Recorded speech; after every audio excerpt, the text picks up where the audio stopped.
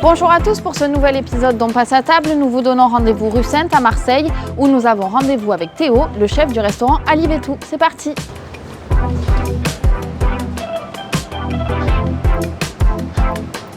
Bonjour chef. Bonjour. Qu'est-ce que vous allez nous préparer aujourd'hui? Alors, aujourd'hui, on va préparer un magret de canard accompagné d'une petite purée de chou-fleur rôti, quelques sommités de chou-fleur, des figues et un petit condiment vinaigré à la figue. Super, on y va? Allez, c'est parti. Alors, de quoi on a besoin pour la recette? Alors, pour commencer, on va prendre le chou-fleur qu'on va utiliser pour la purée ainsi que pour les sommités. Donc, on va venir détailler les sommités comme ceci, en beaux morceaux. Voilà. On va réserver quelques sommités pour la présentation et le reste, on va les mettre à rôtir au four pour la purée de chou-fleur rôti. Donc, les grosses, on va les retailler en morceaux. Combien on en garde à peu près pour la présentation? Pour la présentation, alors là, la recette, on va faire un magret, donc ça va être pour 2 personnes. D'accord. Donc si on garde, voilà, à peu près, on va dire 5 petites sommités par personne, donc une dizaine, ça devrait suffire. Des morceaux à peu près de la même taille. Ensuite, on va venir assaisonner ça avec simplement un peu d'huile d'olive, du sel. Et là, ça part à 180 degrés pour une vingtaine de minutes. Qu'est-ce qu'on fait avec les sommités pendant Alors ça, que c'est celle qu'on a gardée de côté. Alors pareil, on va juste leur mettre un petit filet d'huile d'olive, un peu de sel, et celle-là, on va les rôtir une dizaine de minutes. On veut que ce soit quand même bien coloré, un petit peu croustillant. Ça donnera un petit peu de texture, ça va être sympa.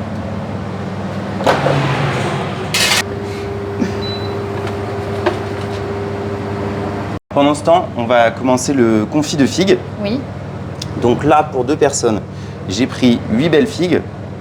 On va en garder 2 pareilles pour la présentation tout à l'heure. D'accord. Pour avoir un peu de fruits frais. Et pour le confit, ce qu'on va faire, c'est qu'on va lancer un petit caramel à sec. Donc voilà, à peu près 50 g de sucre dans le fond d'une casserole. Pas trop fort le feu, sinon ça risque de brûler. Feu moyen? Voilà, ouais, feu moyen, à bien surveiller. On va juste venir tailler nos figues en 2, comme ceci. On n'a pas besoin de les peler, rien du tout? Non, on peut garder la peau. D'accord. Voilà. Moi, je les ai lavées, bien sûr, avant. Hop. Juste en 2, comme ceci. Et maintenant, on attend que le caramel fonde. Comment on fait pour pas que le caramel colle au fond de la casserole et que du coup... Pour pas qu'il colle, alors ça va toujours coller.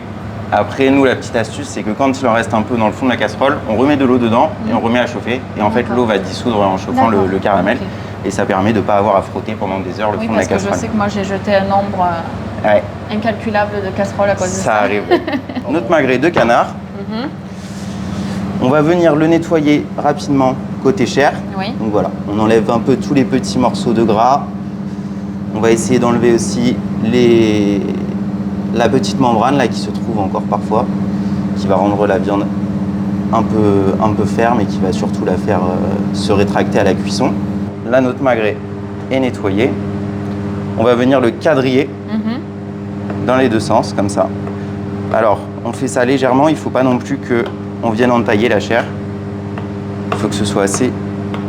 On reste en surface. Exactement. Voilà, donc là, notre magret, il est prêt. Notre caramel est prêt, il a une belle couleur. Donc maintenant qu'il est fait, on va venir disposer nos figues, comme ça, face vers le caramel. Hop. Toujours à feu moyen. Voilà.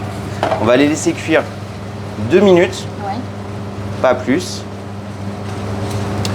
Je vais mettre à l'intérieur 3 clous de girofle pour parfumer tout ça. Voilà, on fait revenir un peu nos figues dans le caramel. On reste devant la casserole, on les Alors surveille. oui, toujours surveillance. Hein. Le caramel, ça peut vite partir. On surveille bien. Voilà, donc là, ça devrait être bon. Comment on sait quand c'est à peu près bon pour commencer à déglacer? Alors, c'est vraiment à l'œil quand on voit que les figues commencent un peu à ramollir, que Aussi au niveau de l'odeur, D'accord. ça sent, mais vraiment 2 minutes ça suffit. Ok. Pas trop cuire.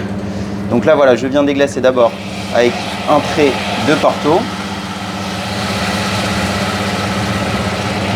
Et j'ajoute une bonne dose de vinaigre balsamique pour l'acidité et casser le côté sucre du caramel. Au Et niveau donc là, des quantités, ouais. on met quoi à peu près en Porto et en vinaigre? Alors, on met à peu près 50 ml de Porto et 80 ml de vinaigre balsamique. D'accord. Enfin, un peu plus de balsamique, parce que le Porto est aussi sucré. Donc vraiment, l'acidité va être importante pour casser tout ça. Et donc maintenant, ça, une fois qu'on a déglacé, là, on va laisser compoter à peu près 5 minutes. D'accord. Et ensuite, on va pouvoir mixer notre confit de Ok. figue. Alors, c'est bon pour les sommités de chou-fleur. Celle pour la présentation. Voici. On veut que ce soit un petit peu grillé. Là, elles sont belles. Hop. Je vais les garder de côté pour tout à l'heure. Et on laisse cuire celles pour la purée. Parce qu'elles sont un petit peu plus grosses, ça va demander un petit peu plus de cuisson. Alors maintenant, on va s'attaquer au magret. On va bien l'assaisonner avec du sel fin des deux côtés. Alors, il y en a qui le poivrent directement. Moi, je préfère ne pas trop cuire le poivre. Ça enlève un peu le goût, non, de le mettre en cuisson. Si on cuit fort, ça va donner une saveur un peu torréfiée, etc. Parfois même de brûlé, même de l'amertume. Donc moi, je préfère toujours poivrer en fin de cuisson. D'accord. Donc pour le canard, départ avec une poêle, là j'ai pris un petit rondeau pas trop chaud. Et en fait, ça va permettre au gras de fondre doucement pour qu'il n'y ait pas trop de gras sur le magret et qu'il soit bien croustillant aussi. D'accord. Donc là, voilà, départ pas trop chaud. On va mettre une petite branche de thym. Hop. Et une petite gousse d'ail pour assaisonner, donner un peu de goût à tout ça. Et voilà. Et là, c'est parti. Donc, côté gras pour 6-7 minutes, normalement. Et la gousse d'ail, vous enlevez pas la peau? Juste vous l'écrasez avec le couteau? Je l'ai juste écrasé pour que l'ail puisse diffuser ses saveurs. Et en fait, avec le gras, voilà, ça va. Le gras, il va servir de conducteur aux saveurs. Il va prendre les saveurs de l'ail, du thym et ça va aromatiser un petit peu la viande. Là, notre confit, il est cuit. On va pouvoir mixer directement.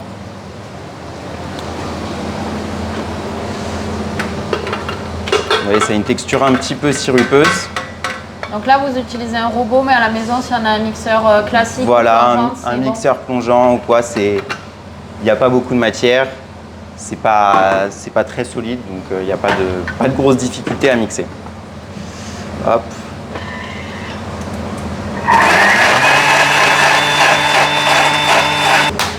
Voilà, donc on veut une purée qui soit pas non plus trop lisse. Oui.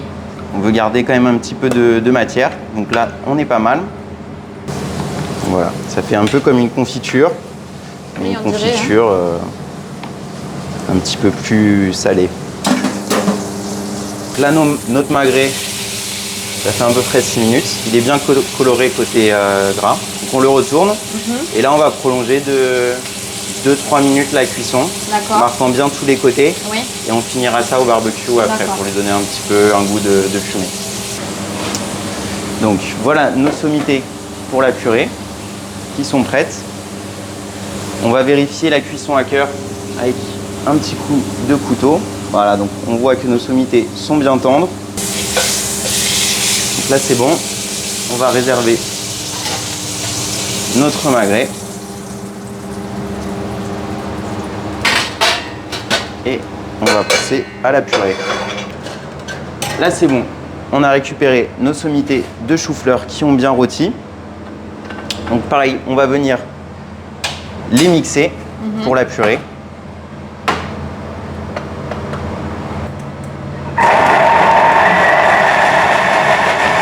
Là, notre purée commence à être plutôt lisse. Ouais.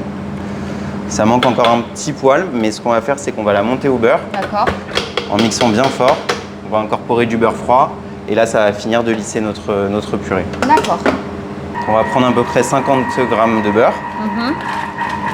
Des beaux morceaux.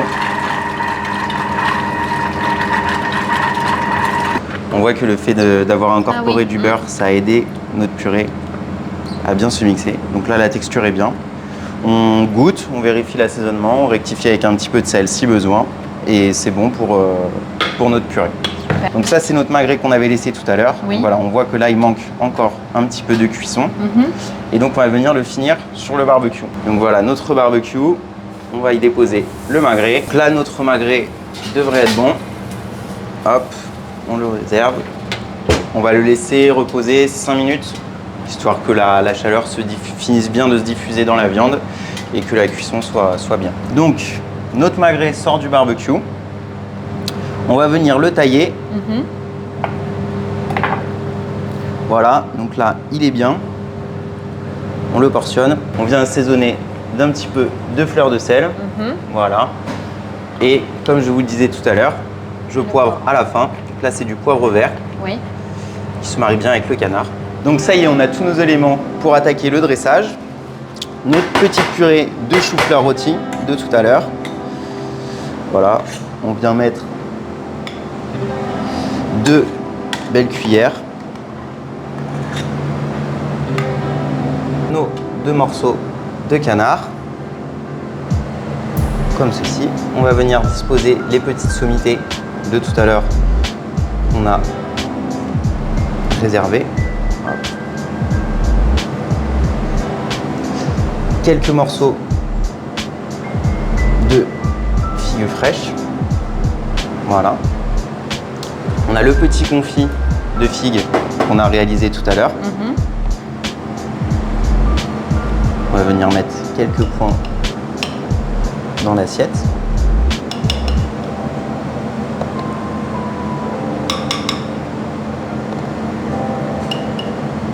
Voilà. 4 petites cuillères ou 5, ça suffit? Ouais, voilà, ça suffit. Des petites touches un petit peu, après c'est selon les goûts. Alors, là, on a des petits pickles de graines de moutarde qu'on a réalisés. Donc si vous voulez en faire à la maison, il faut des graines de moutarde jaune. Que vous allez venir réaliser un sirop pickles, donc avec du sucre, du vinaigre et de l'eau, en proportion à peu près 50 g de sucre pour 100 g de vinaigre et 50 g d'eau aussi. On fait chauffer, on verse ça, vinaigre de cidre. Ouais. On fait chauffer, on verse ça sur les graines de moutarde et on laisse refroidir. Et ça donne des pickles, quoi, donc un petit peu vinaigré, ça va être sympa sur le plat. Donc là voilà, on vient en mettre en petites touches un peu partout également. Tac. Hop, on a notre jus de volaille réalisé préalablement. On va venir napper généreusement la viande. Hop. On met un petit peu partout dans l'assiette. Et pour finir, donc une huile de feuilles de figuier, pareil qu'on a réalisé au préalable. Donc très simple, on prend de l'huile neutre, huile de pépins de raisin, huile de tournesol. On fait avec la pépin de raisin et on vient mixer des feuilles de figuier fraîches, très fort, et ça va nous donner une huile très aromatisée qui rappelle aussi le parfum de la figue et qui sent bon l'été. Et voilà, on vient mettre quelques touches d'huile de feuilles de figuier. Donc notre assiette est terminée et on peut déguster. Bon appétit! Merci beaucoup!